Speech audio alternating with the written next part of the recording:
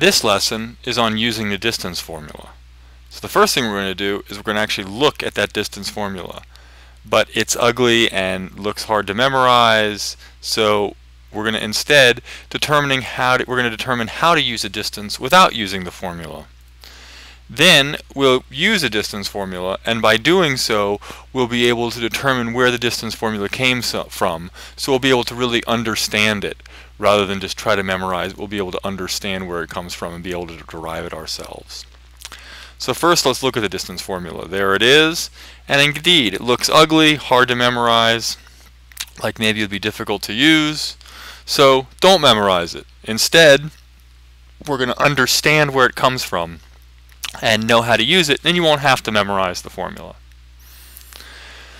So first, let's determine distance without using the distance formula. So let's say I have a line segment TR, and it has endpoints T and R, like such, and I want to find the length of TR.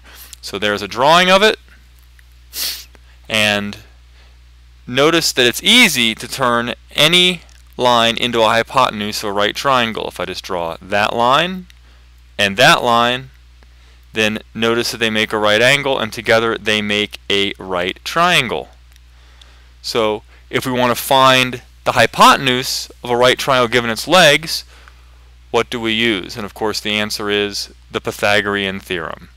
So in this case I'm going to take a squared plus b squared equals c squared, figure out what a is, figure out what b is, and then I'll be able to figure out c.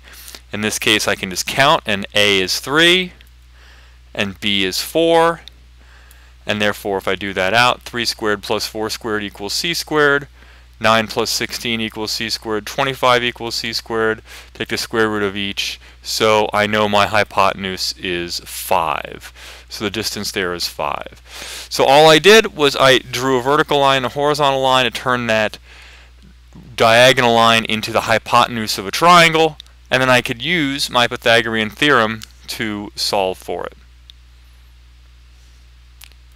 Now let's do that same thing again using a distance formula. So I've got the exact same points, so I'll put my x's in red to make it easy to see, and my y's in blue to make it easy to see. So my x's are 5 and 1, so if I subtract 1 from 5, and my y's are 4 and 1, so I'll subtract 1 from 4. Multiply that out, or subtract it out, I get negative 4 squared plus 3 squared.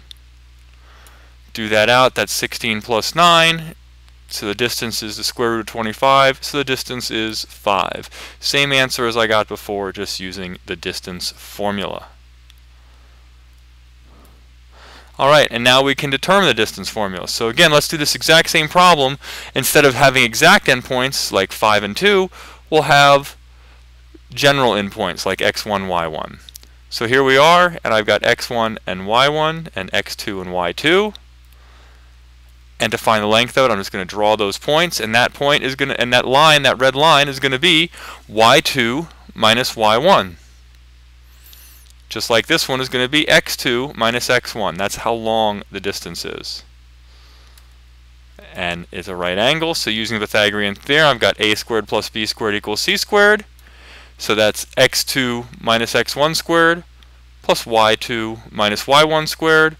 That whole thing equals the distance squared, but I don't want the distance squared, I want the square root, so I'm going to take the square root of both sides, and I end up with the distance equals the difference of the x's squared plus the difference of the y squared.